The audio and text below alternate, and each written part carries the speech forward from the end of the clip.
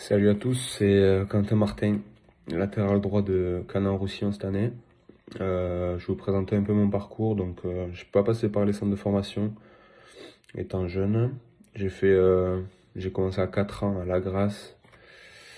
Après, j'ai fait un peu toutes mes classes un peu partout dans l'Aude, à Lézignan, à Narbonne.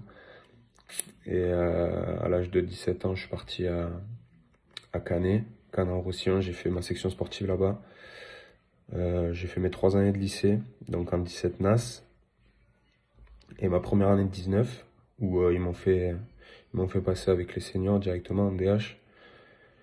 Et arrivé à mon année de terminale, du coup, je suis parti à Béziers. Après ma terminale, je suis parti à Béziers, pardon, pour ma deuxième année de 19. Du coup, ils étaient en 19 NAS. Il y a eu un problème dans le championnat, ils ont fait jouer un mec sous fausse licence, du coup, on s'est fait radier. Du coup, moi je suis parti avec la CFA, le coach de la CFA m'a appelé. Donc en Noël, je suis parti avec eux. J'ai fait la deuxième partie de saison avec la CFA où on était premier. On est monté en national. Du coup, ils m'ont fait signer un contrat d'avenir pendant 1 an. J'ai fait une quinzaine de matchs en national, j'avais 19 ans, 18 ans, ouais, 18-19 ans.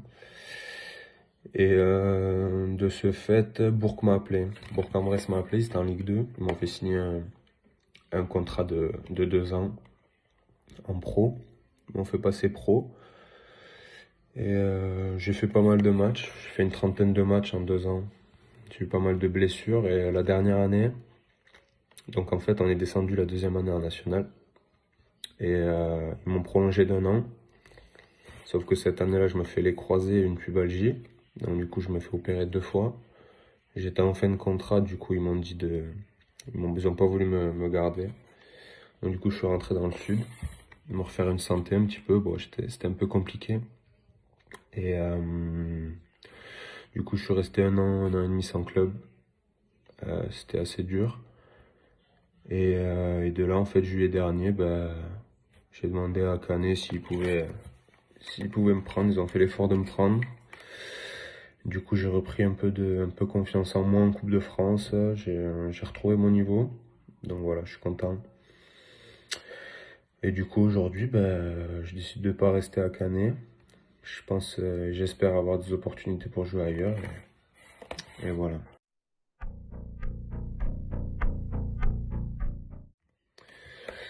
Mon meilleur souvenir, ça restera. J'ai 2 souvenirs. Le premier, c'est mon année en Ligue 2 où c'était le dernier match de la saison. On va jouer à Strasbourg. Ils étaient premiers au classement. Il leur manquait une victoire pour monter en Ligue 1. C'était le dernier match de la saison. Ils nous gagnent 2-1. Il y avait plus de 40 000 spectateurs. C'était assez impressionnant. Et puis à la fin, envahissement de terrain et tout, le tralala, quoi. C'était assez ouf. Et le deuxième, c'est mon match à Lens, où je fais un super match, on gagne 1-0. Et pareil, pas mal de public, pas mal de supporters, des ultras qui chantaient et tout, c'était pas mal.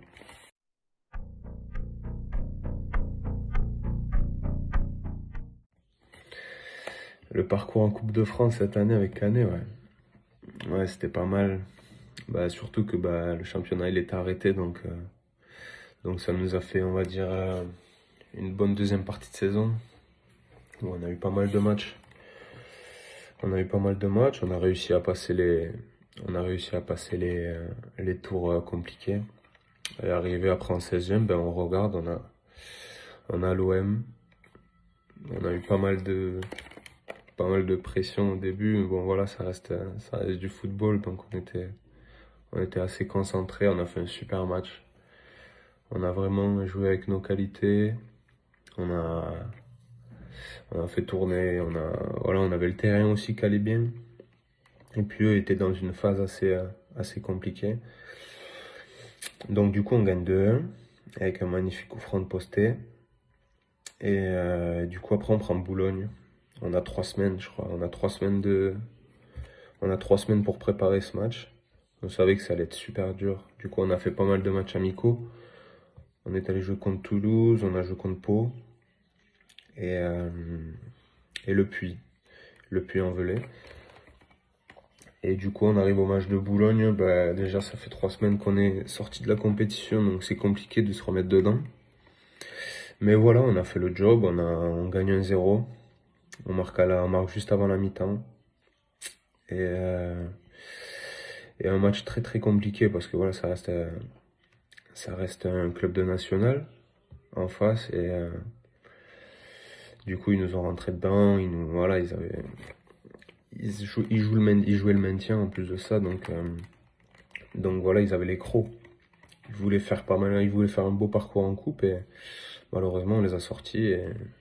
Mais c'était quand même compliqué. Ouais. Et après, de là, le quart de finale contre Montpellier. Montpellier, ouais. Montpellier, c'est Montpellier, hein. Cette année, c'était assez chaud. Bah, avec le doublon de l'or Laborde, assez compliqué avec Savanier qui envoie des beaux ballons en plus. C'était assez compliqué. On marque le premier but. Ils prennent un carton rouge. Hilton, il prend un carton rouge. Et à la 25e, 30e, on gagne 1-0 à 11 contre 10. On se dit que ça va passer, mais contre des clubs comme ça, c'est super dur. Parce que nous, en plus de ça, on manquait de rythme. Eux, ils étaient sur un match tous les 4 jours. Ils avaient beaucoup plus de rythme que nous. Ils auraient même pris un carton rouge en plus. Ils nous auraient baladé, c'est sûr et certain. Parce que eux, ils ont le coffre et ils ont les jambes pour. Et ils ont des bons joueurs de ballon surtout. Donc voilà, on s'est fait sortir 2 contre Montpellier en quart de finale. Donc ça fait un beau parcours. Un beau parcours en coupe, ça fait du bien. Et puis ça nous permet de prendre confiance et un peu de rivaliser avec des gros joueurs.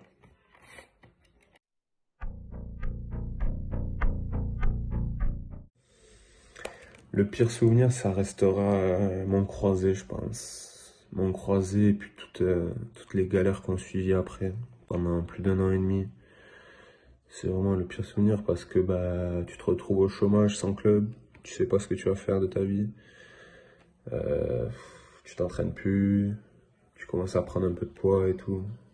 Psychologiquement, c'est super dur et puis voilà, c'est vraiment important de bien s'entourer dans des moments comme ça. Et il faut surtout pas tomber, il faut surtout pas baisser la tête, il faut toujours travailler, quoi. Parce qu'il y a que ça qui peut te remettre sur le droit chemin et puis te refaire briller quelque part aussi. Donc voilà, le pire souvenir, ça restera ça.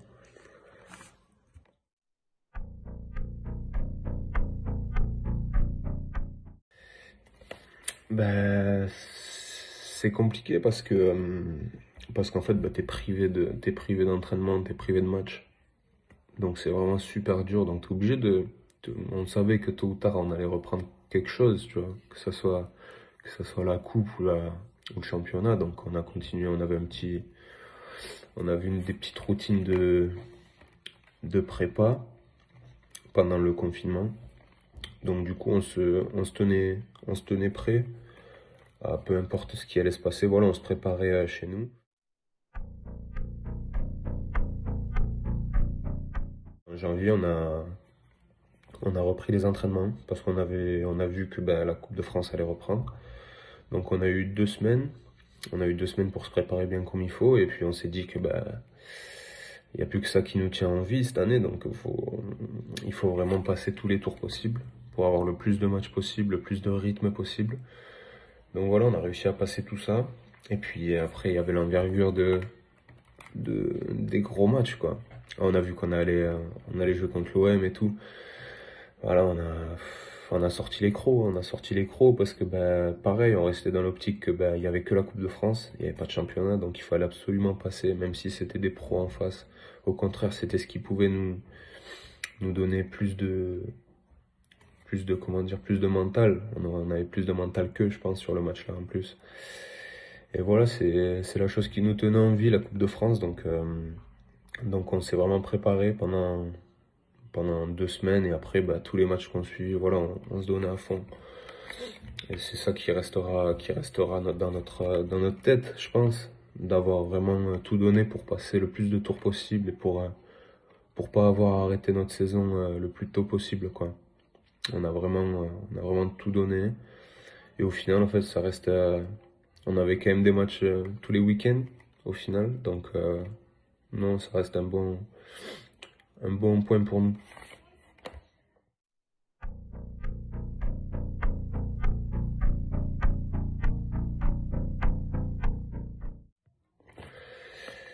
Bah, je trouve que c'est pas mal. Le développement est bon, je trouve, dans le département et puis même un peu partout, quoi.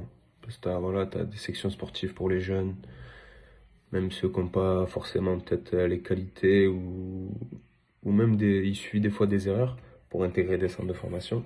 Voilà, ils ont quand même des sections sportives à côté où tu peux t'entraîner tous les jours, même si c'est peut-être pas du tout les mêmes infrastructures que les clubs professionnels, mais ça reste bien et c'est des bons développements. Et puis tu as des bonnes équipes aussi, t'as Narbonne qui est en N3, après à côté t'as plein voilà, t'as Caen en N2, je pense que voilà, t'as des clubs comme Carca, comme je sais pas, comme il y a plein de clubs où il y a vraiment pas mal de niveaux, mais où ça se développe bien d'ailleurs, je pense. Parce que voilà, il y a du monde, il y a des jeunes, et puis ils font des bonnes choses aussi. Et puis tu as surtout aussi le plus important aujourd'hui, je pense, c'est les réseaux. Les réseaux sociaux, c'est la clé, c'est ce qui te permet de ramener du monde en fait. De ramener du monde dans les clubs et voilà, par exemple, Canet, avec nous, avec notre parcours en coupe, c'est sûr et certain qu'on va ramener pas mal de monde, pas mal de jeunes, il y a plein de jeunes qui vont vouloir, qui auront envie d'intégrer la section sportive de Canet. Et voilà, c'est ce qui fait au final la force des réseaux sociaux et ça permet vraiment d'avoir un bon développement, d'avoir des bonnes structures et c'est le plus important aujourd'hui, je pense.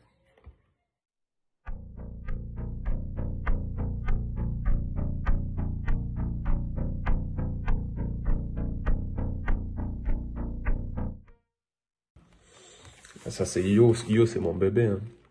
Io, c'est mon bébé, c'est vraiment la pépite de Canet. C'est elle qui nous a fait briller. Non, il a été excellent. Un très très bon joueur qui percute, il va chercher les duels, il va vite.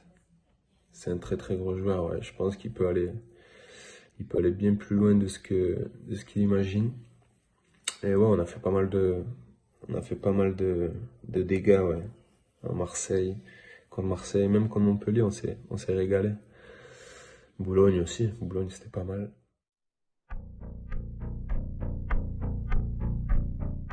Moi, ouais, moi aussi, je suis sur le départ, je resterai pas à Canet l'an prochain. Je leur ai dit. Et donc voilà, on attend les propositions, on attend voilà les coups de fil. Le mercato est pas encore ouvert, donc voilà, ils se pressent pas trop les clubs pour l'instant. Donc on verra, mais moi je suis parti dans l'optique voilà, de retrouver le monde professionnel. Quand je suis venu à Canet, je leur ai dit que c'était pour rebondir, que c'était pas, je voulais pas rester, voilà, je voulais pas faire 3 ans, 4 ans ici. C'était juste pour faire une année, pour reprendre mon niveau. Je pense que c'est chose faite. Ils étaient au courant, ils l'ont accepté. Ils m'ont souhaité tout le bonheur du monde. Je les remercie énormément.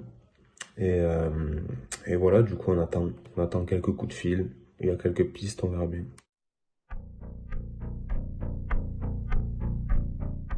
Grosse force à la base décisive. Des bons gars voilà, qui tiennent à cœur de faire des petites interviews comme ça sur les jeunes du département ou sur les joueurs en général du département.